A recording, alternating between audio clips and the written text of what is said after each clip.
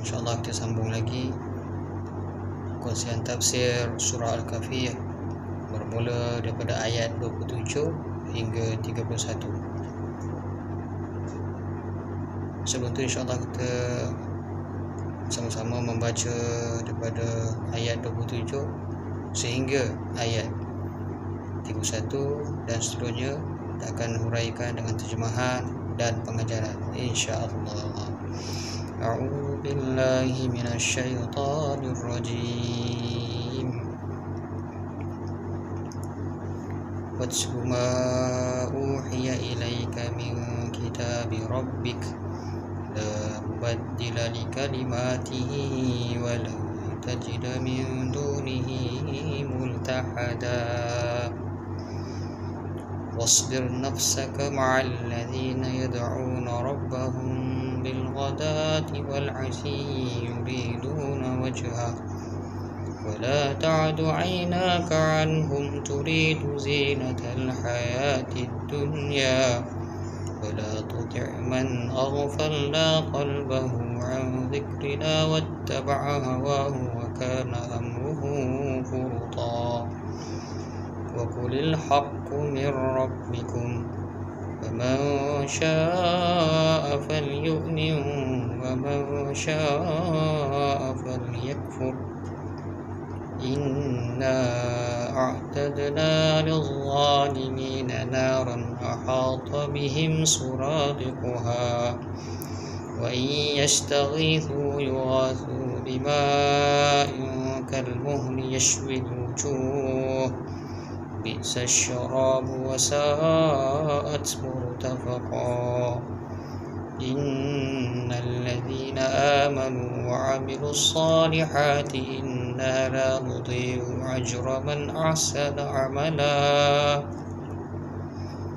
أولئك لهم جنات عدن تجري من تحتهم الأنهار يحلون فيها من أساور من ذهب ويلبسون ثيابا خضرا من سندس وإستبرق متكئين فيها على الأرائك نعم الثواب وحسنت مرتفقا. Astagfirullahalazim. Terus pergi pada ayat yang ke-27. A'udzu billahi minasyaitonir rajim. Watlu ma uhiya ilaika min kitabi rabbika la mubaddila kalimatihi wa la tajida min dunihi multahada. Terangan ataupun terjemahan pada ayat yang ke-27 surah Al-Kahfi yang bermaksud, dan bacakanlah apa yang diwahyukan kepadamu, iaitu kitab Tuhanmu, yakni Al-Quran. Tidak ada seorang pun yang dapat merubah kalimat-kalimahnya, dan kamu tidak akan dapat menemukan tempat berlindung selain daripadanya. Teruskan lagi pada pengajaran daripada surah Al-Kahfi ayat 27. Pengajaran yang pertama, Allah Subhanahu wa taala menyuruh Nabi sallallahu alaihi wasallam agar membaca watlu ma uhiya ilaika. Maksudnya, dan bacakanlah apa yang diwahyukan kepadanya. Perkataan utlu yang maksud bacakanlah diambil perkataan asalnya at-tilawah tu, dan pula dalam Al-Quran maksudnya ittiba'u, maksud mengikuti. Jadi makna ayat di atas ialah ikutilah apa yang diwahyukan kepadamu dengan cara mengetahui dan memahami apa yang dibaca.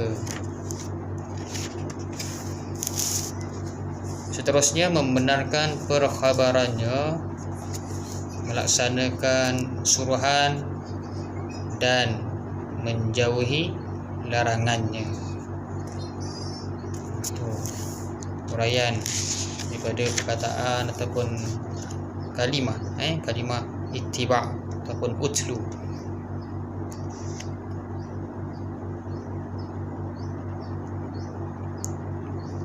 Bagaimana membaca Al-Quran, hendaklah kita memahami, menghayati, ataupun istilah dipanggil mentadabbur Al-Quran. Bukan setakat baca lepas tu dah sadaqallahul azim. Maksudnya kita kena apa? Kena memahami dari segi bacaan, kena apa? Setakat inilah. Maksudnya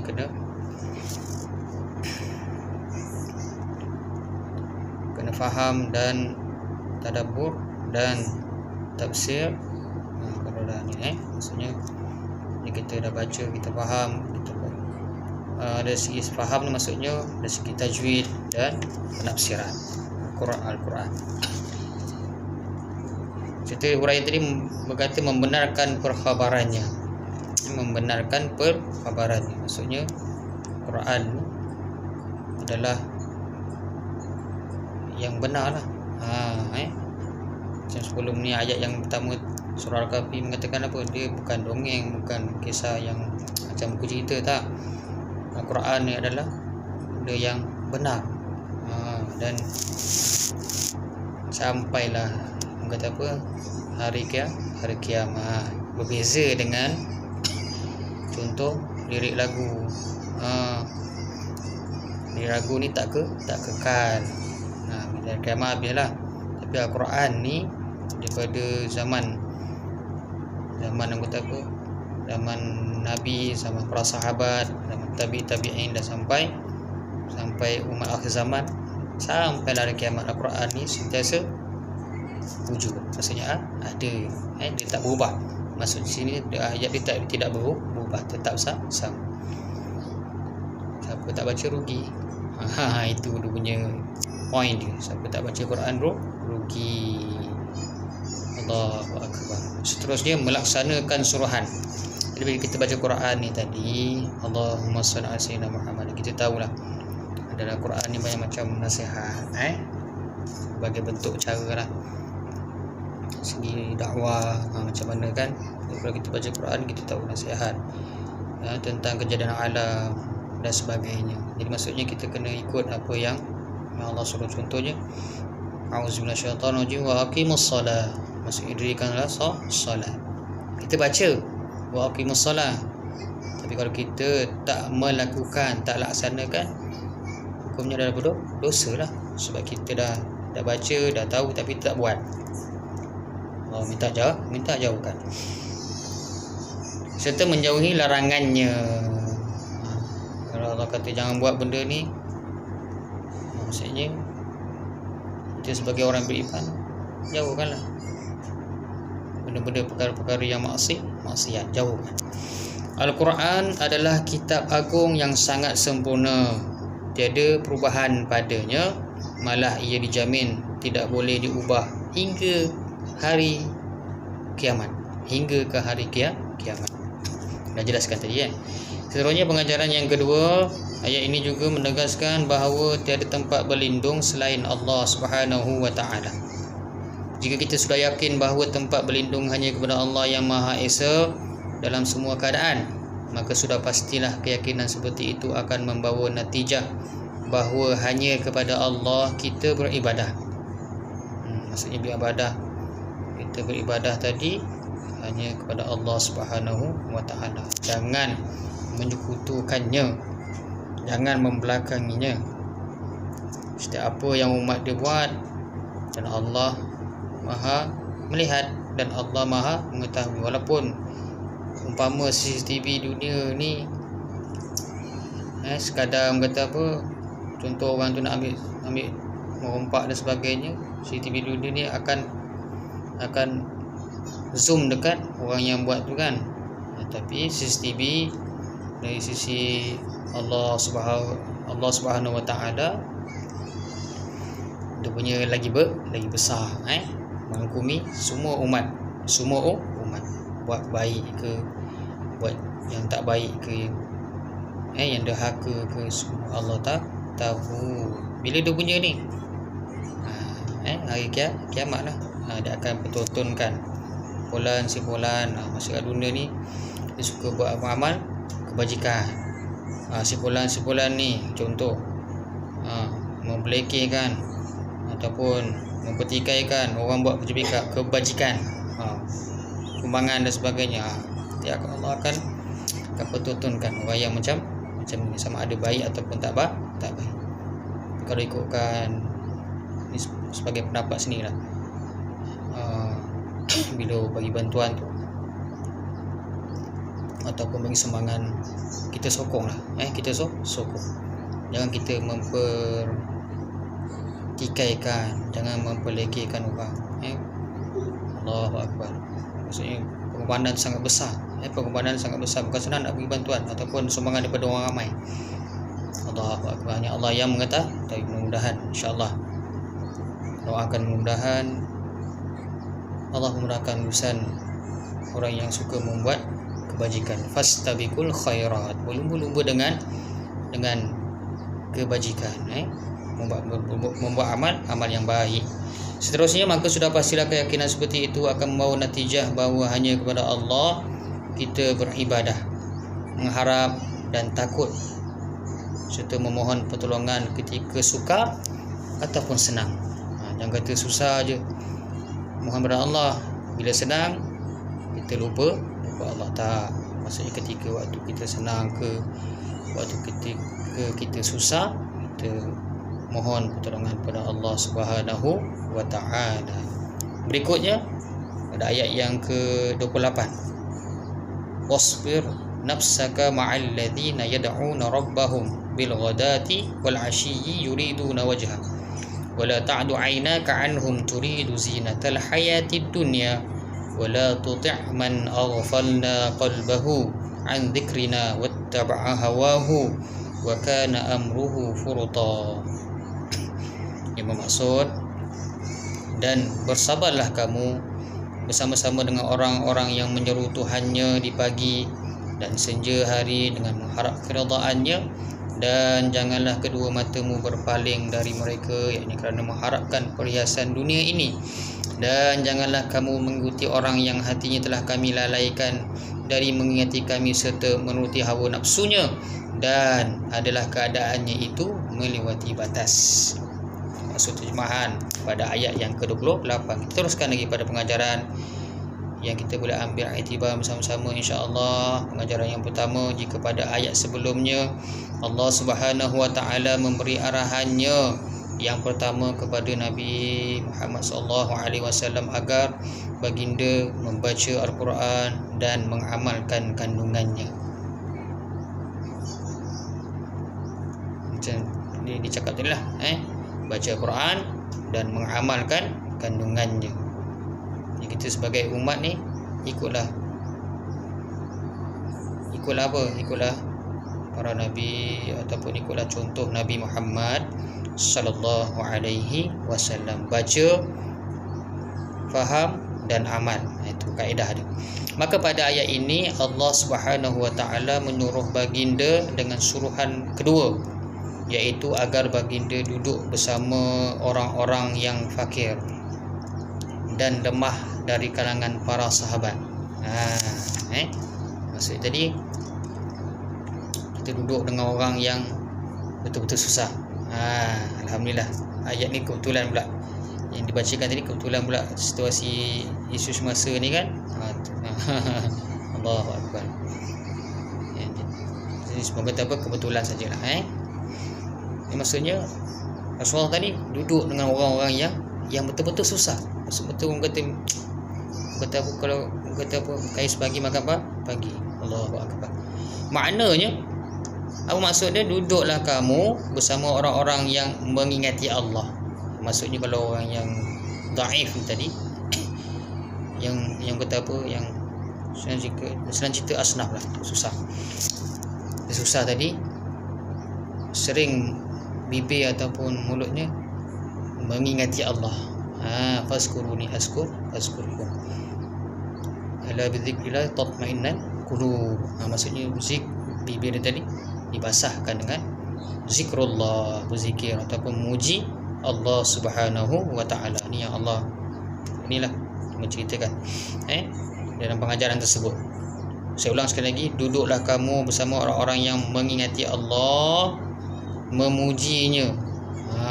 Subhanallah, subhanallah, subhanallah, subhanallah, alhamdulillah, alhamdulillah, alhamdulillah, alhamdulillah, Allahu akbar, Allahu akbar, Allahu akbar, Allahu akbar.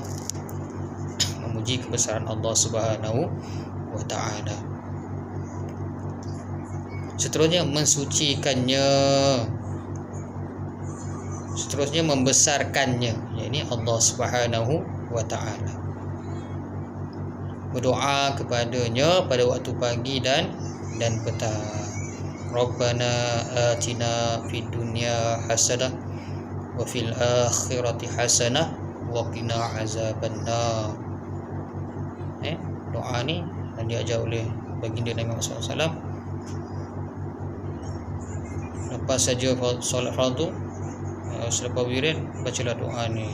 Rabbana atina fid dunya hasanah fil akhirati hasanah wa qina azabannar. Seterusnya berdoa kepadanya pada waktu pagi dan petang, iaitu pada semua waktu. Maksudnya waktu kalau kata sehari 5 waktu, sehari 5 waktu. Ada satu soalan ni kata, apa soalan ni? Allahumma salli ala Muhammad. Apakah yang paling susah nak buat satu perkara? Soalan lebih kurang macam tu.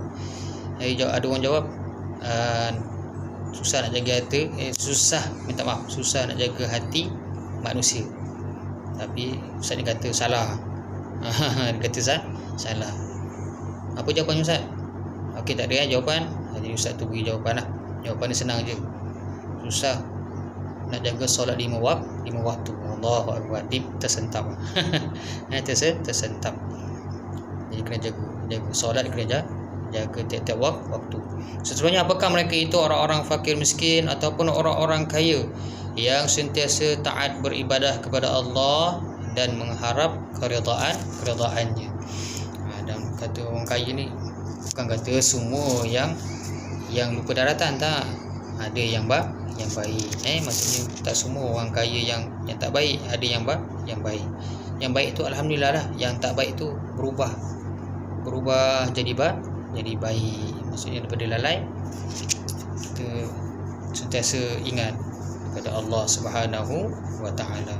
Macam Qarun kan, semua mesti tahu kisah, semua tahu cerita kisah Qarun, bagaimana mula-mula dia hidup susah. Bila orang susah ni, dia cepat bila berdoa ataupun memohon kepada Allah, dan Allah akan kabulkan bila orang yang susah. Jadi cara ringkaskan ceritalah, berdoa, ya Allah aku nak kaya, ya Allah aku nak senang. Ringkaskan cerita. Bila senang, apa dia buat? Dia lupa akan Allah Subhanahu wa taala, kan? Jadi Allah tarik balik nikmat kekayaan pada Qarun tadi, dan akhirnya dia jatuh miskin. Allahu akbar. Sebagai kita umat zaman, kita jangan bila kita senang kita memperlekehkan orang-orang yang susah. Itu cerita dia. Okey.